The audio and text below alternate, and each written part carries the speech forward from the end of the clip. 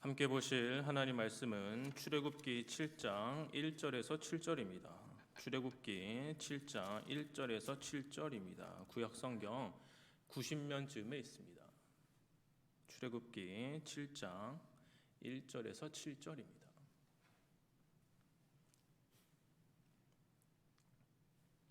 제가 읽도록 하겠습니다. 여호와께서 모세에게 이르시되 볼지어다 내가 너를 바로에게 신같이 되게 하였은즉 내 형 아론은 내 대언자가 되리니 내가 내게 명령한 바를 너는 내 형 아론에게 말하고 그는 바로에게 말하여 그에게 이스라엘 자손을 그 땅에서 내보내게 할지니라.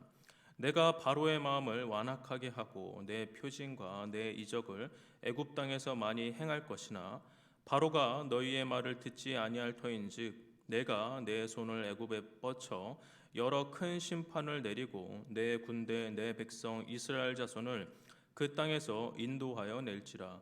내가 내 손을 애굽 위에 펴서 이스라엘 자손을 그 땅에서 인도하여 낼 때에야 애굽 사람이 나를 여호와인 줄 알리라 하시매 모세와 아론이 여호와께서 자기들에게 명령하신 대로 행하였더라. 그들이 바로에게 말할 때 모세는 80세였고 아론은 83세였더라. 어떤 사람과 가까운 관계에 있는 사람을 최측근이라고 표현을 합니다. 누군가의 최측근이 된다라는 것은 그 사람과 생각과 마음을 나눌 수 있는 존재가 된다라는 의미인 것입니다. 허심탄회하게 이야기를 나눌 수 있기에 더욱 긴밀한 관계로 발전할 수 있는 것입니다. 하지만 최측근이 되기 위해서는 과정이 필요합니다. 마음과 마음이 이어지고 서로의 마음이 통할 수 있는 시간과 계기가 필요합니다. 희로애락을 같이 나누어야 자연스럽게 가까워지는 것입니다. 그렇게 최측근이 되면 서로가 서로를 믿을 수 있는 신뢰 관계가 형성이 되는 것입니다. 오늘 본문은 모세가 하나님의 최측근으로 되어지는 과정을 말할 수 있습니다.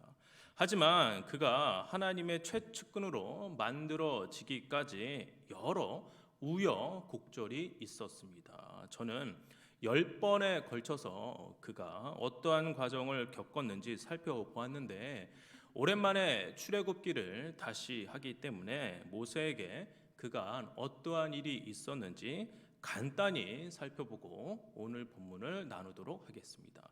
애굽의 왕자로 살고 있었던 모세는 사람을 죽인 일로 하루아침에 도망자 신세가 되어 미디안 광야에서 양을 치는 목동으로 40년간 살게 됩니다. 그렇게 평범한 사람으로 평범한 일상을 보내고 있던 모세에게 어느 날 갑자기 하나님께서 떨기나무 가운데 나타나셔서 말씀하십니다. 그에게 모세에게 애굽에서 고통받고 있는 이 히브리 사람들을 출애굽하라는 정말로 생각해 보지 못한 일을 요구하십니다.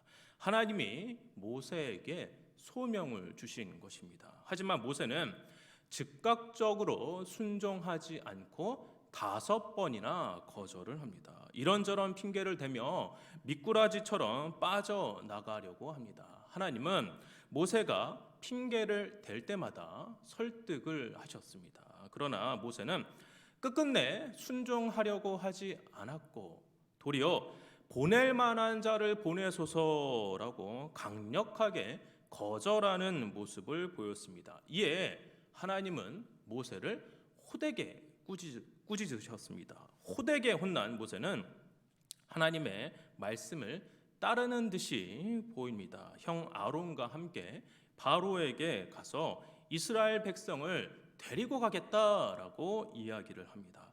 어이없는 말을 들은 바로는 이스라엘 백성들에게 더 큰 노역을 명령하게 됩니다. 모세는 하나님 말씀을 순종하여 바로에게 가서 이야기를 했는데 오히려 모세 때문에 이스라엘 백성들은 더 큰 어려움에 시달리게 된 것입니다. 백성들은 모세를 심히 원망하게 되었고 모세는 하나님을 원망하게 되었습니다. 하지만 하나님은 이스라엘 백성을 인도하시겠다라고 하는 말씀을 전과 다름없이 계속해서 모세에게 이야기하셨습니다. 모세는 어떻게 해서든지 하나님 말씀을 따르지 않기 위해 자기 자신이 입이 둔한 자라며 핑계를 대었습니다. 그러나 하나님은 인간의 부족함 때문에 하나님이 하시고자 하시는 일을 포기하거나 수정하시는 분이 결코 아니십니다. 오히려 인간의 부족함을 들어 쓰시는 분입니다. 하나님은 포기를 모르시는 분입니다. 그리고 인간의 부족함 때문에 주저하시는 분도 아닙니다. 부족하지만 사용하시는 분이 바로 하나님이십니다. 그렇게 하나님은 모세를 사용하십니다. 여기까지가 그동안 살펴보았던 이 내용을 간략하게 정리한 것입니다. 오늘 본문에서도 하나님은 모세를 포기하지 않으시고 오히려 그를 세워주시는 모습을 볼 수가 있습니다. 이전에는 하나님과 모세가 긴장관계에 있었다고 한다면 이제는 모세와 하나님이 조금 더 가까워진 것 같은 느낌입니다. 오늘 설교의 제목처럼 하나님의 뜻에 따라 움직이는 사람이 비로소 된 것 같습니다. 저는 오늘 본문에서 모세를 위해 하나님이 어떠한 일을 하셨는지 두 가지 정도 살펴보도록 하겠습니다. 첫 번째입니다. 하나님은 합력하여 선을 이루도록 하셨습니다. 합력하여 선을 이루도록 하셨습니다. 모세는 하나님이 명하신 일을 하기 싫어했습니다. 그래서 출애굽기 4장 10절, 6장 12절, 6장 30절에서 똑같은 이야기를 반복해서 합니다. 어떤 내용입니까? 나는 입이 둔한 자, 말을 잘 못하는 자라고 말을 합니다.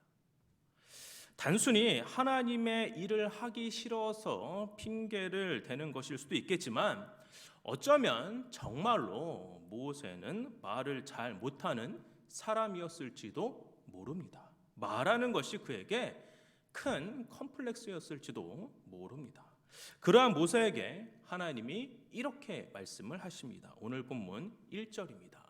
여호와께서 모세에게 이르시되 볼지어다 내가 너를 바로에게 신같이 되게 하였은즉 내 형 아론이 내 대언자가 되리니. 하나님께서 모세에게 대언자 아론을 붙여 주십니다. 그래서 2절을 보시면 내가 내게 명령한 바를 너는 내 형 아론에게 말하고 그는 바로에게 말하게 하셔서 언변에 자신이 없는 모세에게 심적 부담을 덜어주시고 사역을 포기하지 않게 하신 것입니다. 우리는 여기에서 하나님의 일, 즉 사역을 하는 데 있어서 아주 중요한 원리를 파악할 수가 있습니다. 그것은 바로 하나님은 동역자를 붙여주신다라는 사실입니다. 동역자들끼리 서로의 부족함을 채우면서 균형을 이루어 하나님의 일을 감당해 나가도록 하십니다. 그래서 사역은 원맨쇼가 아니라 같이 만들어가는, 합력하여 선을 이루어가는 것이 바로 사역인 것입니다. 어제 이 김포에다 개척한 제 친구 목사에게 전화를 걸었습니다. 서울에 대형교회 부목사로 있다가 너무 개척을 하고 싶어서 개척을 했는데 개척한 지 한 달 만에 코로나가 터졌습니다. 그래서 큰 어려움을 겪고 있는 친구였습니다. 요즘 근황이 어떤지 물어보았습니다. 그 친구 하는 말이 때려치우고 싶을 때마다 기가 막히게 하나님이 한 명씩 보내주신다. 그래서 계속하게 된다며 저는 감히 상상할 수도 없는 개척교회 목사의 어려움을 이야기해 주었습니다. 그런데 목회가 너무 힘들지만 자기를 돕기 위해 대형교회에서 같이 나온 전도사님이 계셔서 얼마나 감사한지 모른다라고 이야기를 했습니다. 그 전도사님이 계셨기에 비대면 예배 상황에서 영상 촬영도 할 수 있었고 유튜브에 설교도 올릴 수 있었던 것입니다. 만약 그 전도사님이 안 계셨다고 한다면 이 두말할 나위 없이 사역은 더 어려웠을 것입니다. 저는 제 친구에게 야, 너도 정말 대단하고 그 전도사님도 대단하다고 칭찬하고 격려해 주었습니다. 하나님이 제 친구 목사에게 그 전도사님을 동역자로 붙여 주셔서 코로나 시국에 개척한 그 교회를 든든히 세워 나갈 수 있도록 합력하여 선을 이루신 것이라고 저는 믿어 의심치 않습니다. 이렇게 한 사람의 동역자만 있어도 교회는 어려움을 극복해낼 수가 있습니다. 이와 반대로 합력이 잘 안 될 때, 동역자가 없을 때 교회는 참 어려워집니다. 성도들은 많지만 섬기는 사람이 없을 때, 그래서 목회자가 교회 사역을 다 끌어안고 가는 교회는 건강한 교회, 이상적인 교회, 좋은 교회가 될 수가 없습니다. 목회자와 성도가 또한 성도와 성도가 서로의 부족함을 같이 나누고자 할 때, 그렇게 서로가 서로의 동역자가 될 때 하나님의 영광을 받으시고 하나님이 기뻐하십니다. 그렇다면 우리 스스로 질문을 해 보아야 합니다. 우리는 어떠한 방법으로 합력을 하고 계십니까? 하나님께 영광 돌리며 하나님이 기뻐하시는 일을 하기 위해 여러분은 어떻게 일하고 계십니까? 어제 유튜브로 피아노 연주 찬양을 듣다가 가슴이 울컥했습니다. 찬양의 멜로디 때문에 울컥한 것이 아니라 그 밑에 써져 있는 댓글 때문에 마음이 찡했어요. 화면을 보시면 이게 왼쪽은 제가 캡처한 거예요. 초등학교 6학년 아이, 이름은 방한결 학생이에요. 이 아이가 이렇게 글을 썼습니다. 저는 이게 초등학교 6학년 학생이 썼다고 믿습니다. 어떤 어른이 이렇게 썼다고 생각하지는 않아요. 아이가 썼다라고 생각해요. 제가 옆에다 크게 좀 다시 적어봤는데요. 제가 읽어보겠습니다.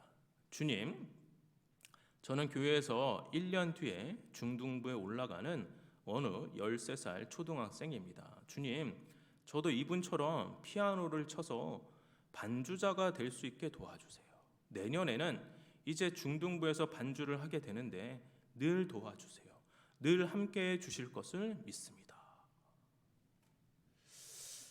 어떤 생각이 드세요? 저는 이 아이가 나이는 참 어리지만 하나님을 참으로 기쁘게 하시는 아이구나. 하나님 나라를 세우기 위해 동역하고자 하는 아이구나 라는 생각이 들었습니다. 자신의 은사를 통해 교회에 도움이 되고 싶어하는, 그렇게 하나님께 쓰임 받고자 하는 이 초등학교 6학년 아이는 교회의 훌륭한 동역자인 것입니다. 정말 이 아이가 대견하다는 생각이 들면서 동시에 조금 부끄러운 마음도 들었습니다. 이 초등학생 아이도 부족하지만 하나님께 간절히 쓰임 받고 싶어 하는데, 정반대로 스스로 부족하다라는 이유를 핑계 삼아 하나님께 쓰임 받기를 부담스러워하고, 그래서 사역하는 것을 피하고자 했던 제 자신의 모습과, 그리고 이런 입장을 취하시는 한국교회 성도님들의 어두운 면이 부끄럽게 느껴졌습니다.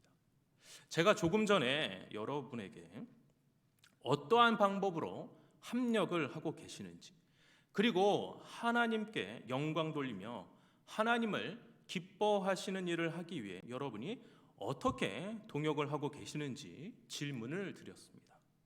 바라기는 부족함 때문에 피하려는 신앙이 아니라 부족하기에 겸손하게 사용받기를 원하시는 성도님들 되시기를 바랍니다.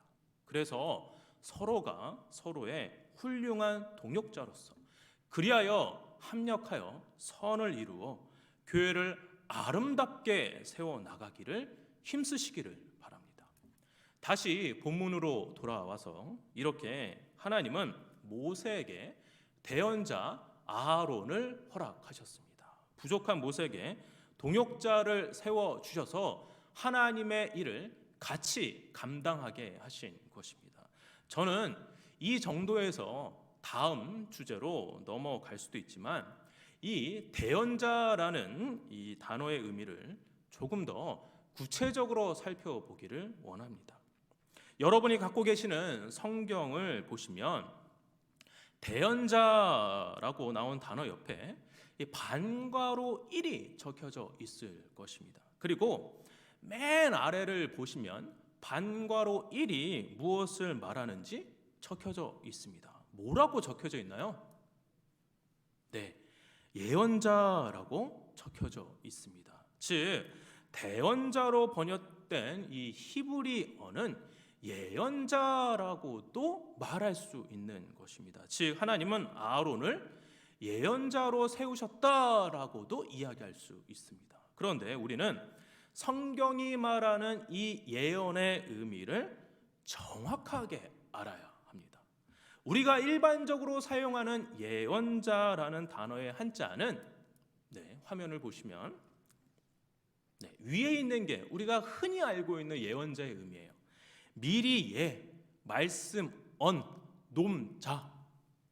풀어보면 미래의 일을 미리 말해주는 사람이다라는 뜻입니다. 황홀경에 빠지든 어떤 도구를 이용하든 어떤 식으로든 앞으로 일어날 일을 사람들에게 미리 알려주는 행위를 예언자로 생각하시는 경향이 있습니다. 그러나 성경에서 의미하는 예언은 그러한 의미가 아닙니다.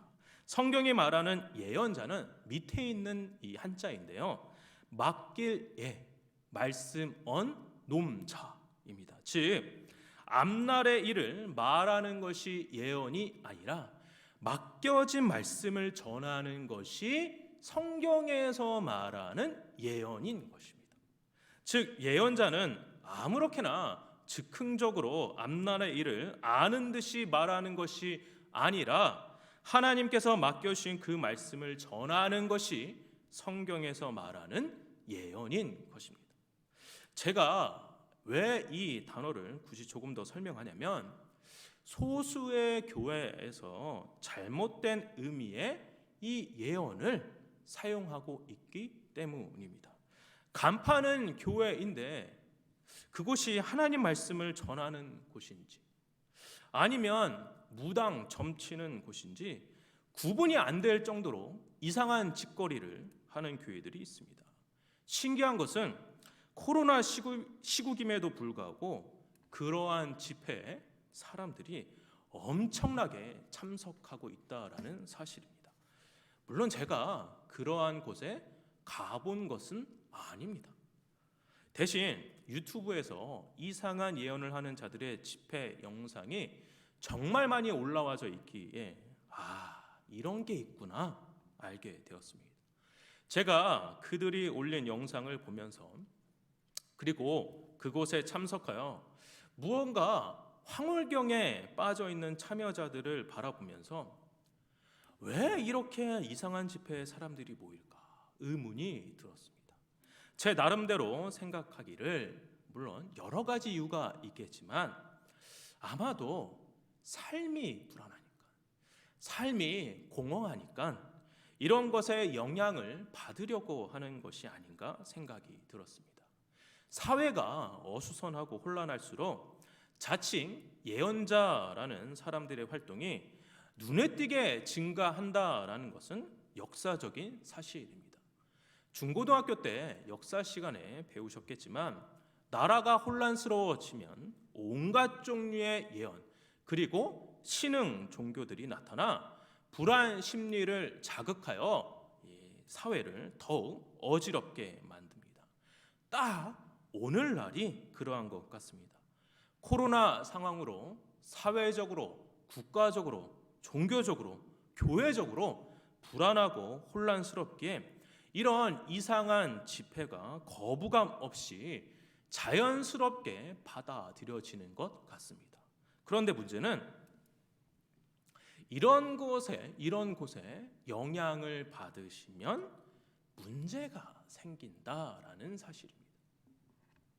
비정상적인 신앙을 가지실 수 있습니다. 뭔가 차원 높은 것을 알았다라는 느낌 때문에 스스로 굉장히 교만해지실 수 있습니다. 한번 맛을 들이면 계속 맛보고 싶은 마음이 생깁니다. 그리고 이렇게 정적인 환경에서 말씀을 듣는 것에 지루함을 느끼게 됩니다. 그래서 기성교회는 하나님의 말씀이 없다고 느껴지지 않는다라고 판단을 합니다. 그렇게 기성교회를 비판하면서 지루함과 공허함을 채우기 위해 이상한 집회, 이상한 사람들을 계속 찾아다니면서 자기 만족을 위해 더 큰 자극을 원하는, 저는 이렇게 표현을 하는데, 영적 쾌락만을 추구하는 비정상적인 신앙인이 될 수 있기에 이상한 곳에 참여하면 안 된다고 강하게 말씀드리고 싶습니다. 혹 그런 분이 없기를 바라지만 혹시라도 여러분들 중에 비성경적인 예언을 하는 이상한 집회 영상을 보는 것을 가까이 하시는 분들이 계신다면, 혹은 종종 찾아다니시는 분들이 계신다면 과감히 끊으십시오.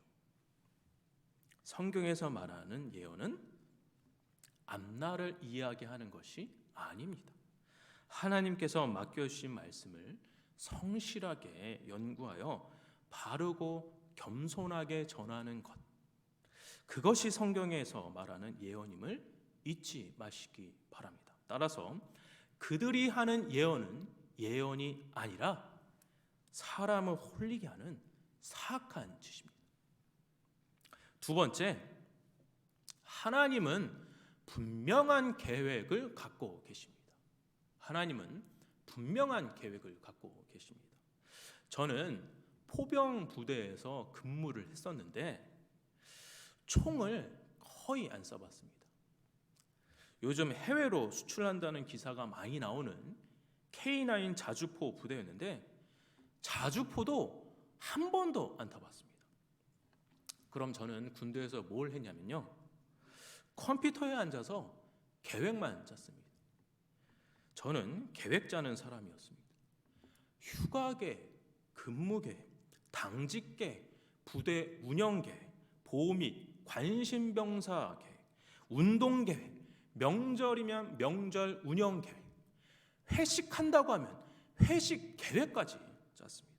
저는 부대에서 일어나는 온갖 종류의 계획을 짜는 사람이었습니다. 제가 숱한 계획을 정말 많이 작성하면서 느낀 것은 한 번도 계획대로 되는 일은 없다라는 것을 느꼈습니다. 제 나름대로 계획을 세세하고 촘촘하게 작성하지만 일이 진행이 되면 계획을 몇 번이나 수정, 변경하지 않은 적이 없습니다. 처음에는 제가 세운 계획이 수정된다라는 것에 굉장한 스트레스를 제가 받았습니다. 내가 계획을 잘못 세워서 그러는 건가? 내 계획이 이상한가? 이렇게 자책한 적도 참 많았습니다. 그런데 그게 아니었습니다. 원래 계획은 변하는 것이죠. 아무리 잘 세운 계획이라고 하더라도 이 계획은 늘 변합니다. 그렇게 저는 이렇게 생각합니다. 인간의 계획은 변하기 때문에 100% 신뢰할 수 없다고 저는 생각을 합니다. 그러면 여러분, 어떠한 계획을 신뢰해야 합니까? 변하지 않는 완벽한 계획을 따라야 하는데 그것은 바로 하나님이 세우신 계획입니다. 하나님이 세우신 계획은 절대로 변할 수 없습니다. 아니, 절대로 변경, 수정, 폐기도 될 수가 없습니다. 오늘 본문에서 하나님은 모세에게 다양한 하나님의 계획을 말씀을 하십니다. 3절부터 5절입니다. 같이 한번 말씀을 읽어보실까요? 시작.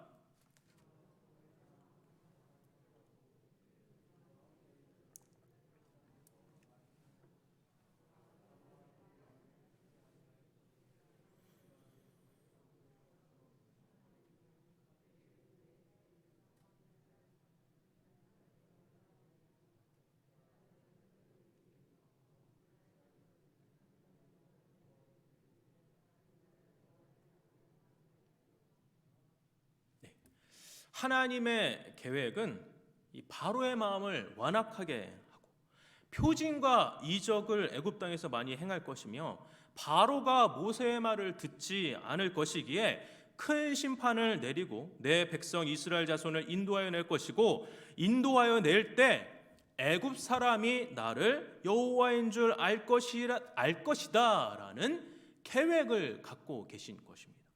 하나님은 모세에게 하나님의 계획을 상세하게 가르쳐 주신 것입니다. 이렇게 하나님의 계획은 인간이 생각할 수도 없고 실행에 옮길 수도 없습니다. 오직 하나님만이 이 놀라운 계획을 세우실 수 있고 실행하실 수 있습니다. 그렇다면 답은 정해져 있는 것이죠. 여러분, 누구의 계획을 따르시겠습니까? 불완전한 나의 계획을 따르시겠습니까? 아니면 완전한 하나님의 계획을 따르며 사시겠습니까? 보통 우리는 하나님의 뜻, 하나님의 계획을 다 이해한 후에 이해가 되면 그제서야 따르겠다라고 생각하시는 경향이 있습니다. 그러나 그렇지 않습니다. 하나님의 뜻과 하나님의 계획은 우리가 미리 안 후에 따르는 것이 아닙니다. 우리의 믿음의 행동이 있어야지만 하나님의 뜻과 계획을 천천히 그리고 서서히 알 수가 있는 것입니다. 그렇다면 믿음의 행동이 무엇을 말하는 것입니까? 6절입니다. 같이 한번 읽어보실까요? 6절입니다. 시작. 모세와 아론이 여호와께서 자기들에게 명령하신 대로 행하였더라. 사실 모세가 태어나기도 전에 그리고 모세를 부르시기도 전에 이미 하나님은 계획을 갖고 계셨습니다. 우리에게도 마찬가지입니다. 우리를 향한 하나님의 계획도 이미 다 세워져 있으십니다. 하지만 인간은 이것을 정확하게 알 수가 없습니다. 그래서 6절의 말씀처럼 명령하신 대로 행하는, 즉 순종을 통해서만 하나님의 뜻과 계획을 알아갈 수가 있는 것입니다. 즉 순종하는 자세 없이는 하나님의 뜻을 알 수가 없는 것이죠. 요즘 순종이라는 단어를 이 교회에서조차도 별로 좋아하지 않는 것 같습니다. 순종이 매우 중요한 믿음의 가치인데 우리는 순종을 종종 매우 부담스러워할 때가 있습니다. 그런데 그것은 옳지 않습니다. 순종은 믿음의 꽃. 믿음 생활을 한다는 것은 하나님 말씀에 순종한다라는 것입니다. 물론 종종 이 순종이 우리에게 내적 갈등을 일으킬 때가 있습니다. 왠지 순종하면 손해가 일어날 것 같고, 순종하는 게 귀찮아지는 것 같고, 순종하는 게 당장 유익한 게 없다는 생각이 들기도 합니다. 또한 우리의 육신은 순종하는 것을 좋아할까요? 싫어할까요? 네, 매우 싫어합니다. 우리의 육신은 본능대로 편안하게 살아가는 것을 매우 좋아합니다.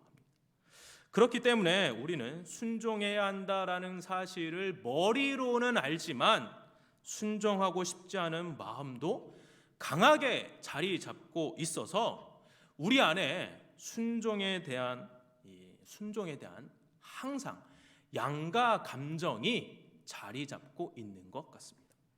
그러한 갈등 속에서 우리는 그럼에도 불구하고 순종하기 위해 애써서 노력해야 합니다. 더 나아가 순종하고 싶어 하지 않는 여러분의 육신을 치십시오. 말씀의 자리를 무엇보다 사모하셔서 하나님의 말씀이 선포되는 하나님의 뜻과 계획이 증거되는 부족한 설교자들의 설교를 들으십시오. 그렇게 겸손하게 순종하실 때 여러분은 하나님의 계획을 따라 살아가면서 하나님의 뜻을 알게 되어 하나님의 일하심을 경험하시게 될 것입니다. 순종하기는 싫어했지만 이제 순종하고자 하는 모세. 그렇게 모세는 하나님의 뜻에 따라 움직일 수 있는 사람이 되어 갔습니다. 그리고 성경은 이러한 모세의 상태를 부연 설명합니다. 7절입니다. 같이 한번 읽어보실까요? 시작.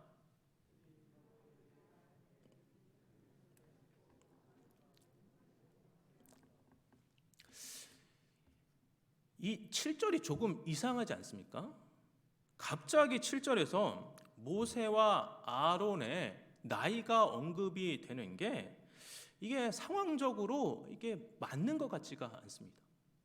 왜 성경은 갑자기 모세의 나이를 언급하는 것일까요? 그 이유를 성경이 설명하고 있지 않기 때문에 정확하게 말할 수는 없지만 저는 두 가지 이유를 생각해 보았습니다.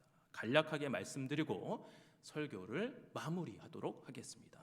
갑자기 모세와 아론의 나이를 말한 이유는 첫 번째, 사람의 조건이 하나님의 일을 하는 데 있어 방해 요소가 되지 않는다는 것을 강조하는 것 같습니다. 다시 한번 읽겠습니다. 사람의 조건이 하나님의 일을 하는 데 있어 방해 요소가 되지 않는다는 것을 강조하는 것 같습니다. 나이가 많아도 하나님이 사용하시고자 한다면 사용되시는 겁니다. 세상 가요에도 이런 가사말이 있죠. 야야야 뭐가 어때서요? 네, 세상 가요를 전혀 안 들으시는군요. 뭐가 어때서요? 내 나이가 어때서? 하나님의 일을 하는 데 있어 나이는 방해 요소가 될 수가 없습니다. 둘째, 순종하려는 의지만 있다면 나이는 중요하지 않다는 걸 강조하는 것 같습니다. 순종하려는 의지만 있다면 모세는 80의 나이에 비로소 순종의 길을 가고 있습니다. 즉 순종하니까 지금 하나님이 사용을 하시는 것입니다. 따라서 연세 많으신 우리 장로님, 권사님, 집사님, 연세가 많으셔도 하나님이 사용하시겠다라고 하시면 사용되시는 겁니다. 순종하려는 의지만 여러분들에게 있다라고 한다면 나이는 중요하지 않습니다. 하나님께 사용받으실 수가 있습니다. 순종하는 마음으로 기도의 자리에 기도원 같은 용사로, 말씀의 자리에 말씀을 사모하는 제자의 모습으로, 찬양의 자리에 다윗과 같이 아름답게 찬양하시는 찬양 사역자로 하나님이 분명 사용하실 수 있습니다. 말씀을 정리하도록 하겠습니다. 우리 모두 부족한 면이 있습니다. 하나님께서 우리의 부족함 때문에 사용을 안 하시는 분이 아니라 부족함이 해가 되지 않도록 오히려 동역자를 붙여 주셔서 합력하여서 선을 이루게 하십니다.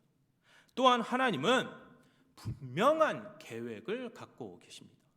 인간의 계획은 변하지만 하나님의 계획은 완전합니다.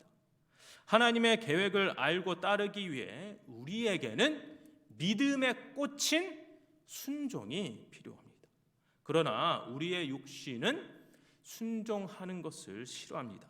그렇기에 나의 육신의 소욕을 쳐서 복종시켜 순종하고자 애써야만 합니다.